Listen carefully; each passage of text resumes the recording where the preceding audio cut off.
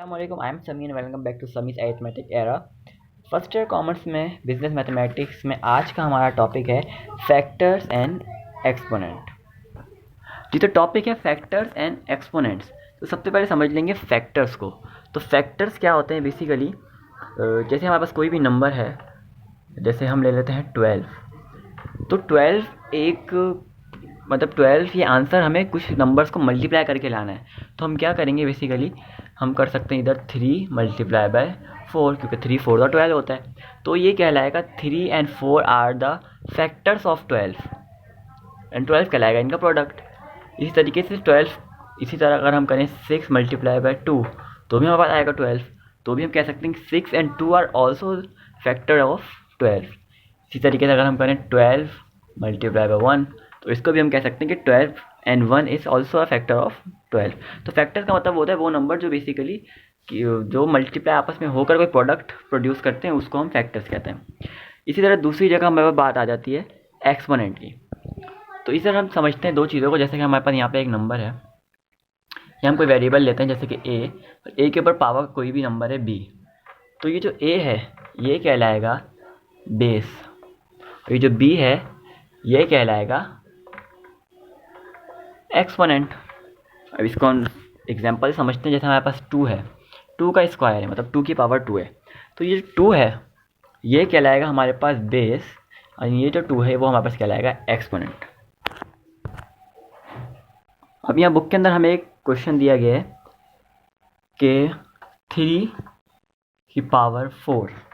तो बेसिकली यहाँ पे जो 3 है वो कहलाएगा बेस, और जो 4 है वो कहलाएगा एक्सपोनेंट। तो इसका मतलब क्या है कि बेस, एक्सपोनेंट का मतलब होता है उतनी दफ़ा है। तो बेस इतनी दफ़ा जो है वो आपस में मल्टीप्लाई होगा। तो यहाँ 3 की पावर 4 है, इसका मतलब 3 multiply by 3 multiply by 3 multiply by 3, यानी कि 4 3 आपस में मल्टीप्लाई हो रहे हैं। ये हमें पावर ने बताया। तो 3 3 ज़ा 9, 9 3 ज़ा 27 एंड 27 3 ज़ा 81। इसी तरह हमारे पास एक और क्वेश्चन है -2 एक्सपोनेंट 6, यानी -2 की पावर 6।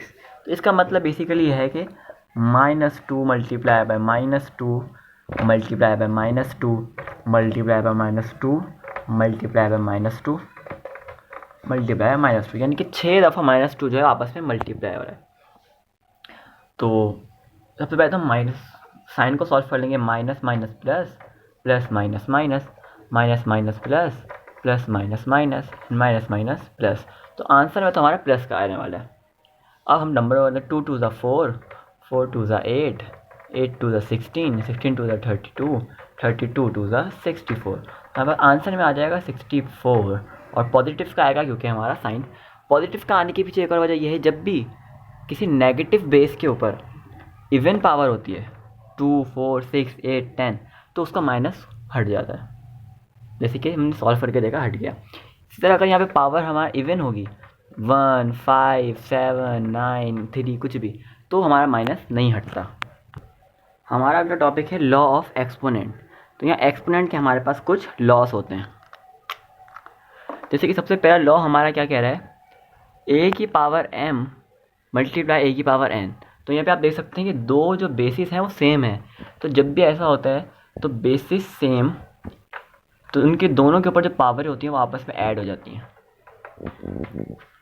सही है। इसको हम एग्जाम्पल समझते हैं। जैसे कि यहाँ पर अगर हमारे पास है 2 की पावर 2 एंड मल्टीप्लाई बाय 2 की पावर 3, तो क्या होगा, बेसिस सेम है तो 2 एक दफ़ा लिख लेंगे और उनकी पावर को आपस में प्लस करा देंगे, तो 2 + 3, तो ये हो जाएगा 2 की पावर 5।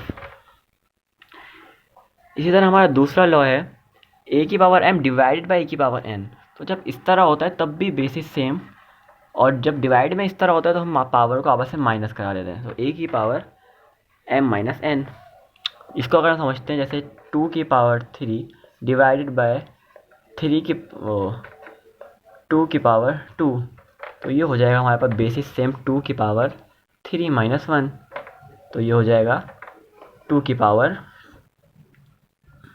2। ओके। इस तरह हमारा तीसरा लॉ है कि ए बी दोनों के होल ब्रैकेट के ऊपर m।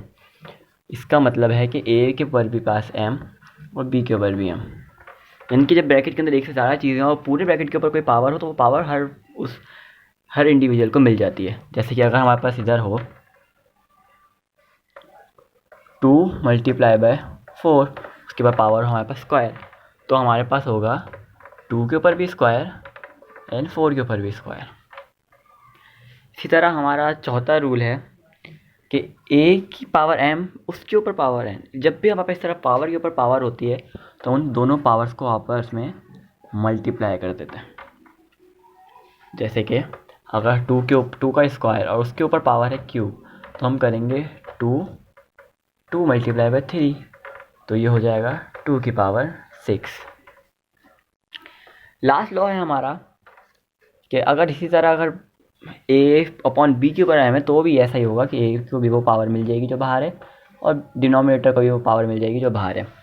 जैसे कि 2/3 की पावर स्क्वायर, तो यहाँ पे क्या लिखेंगे 2 स्क्वायर अपॉन 3 स्क्वायर।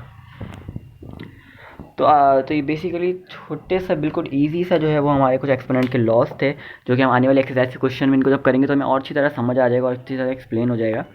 तो आई होप कि आपको समझ आया हो अच्छी तरीके से। तो तब तक के लिए practice and like the video, subscribe the channel, hit the bell icon.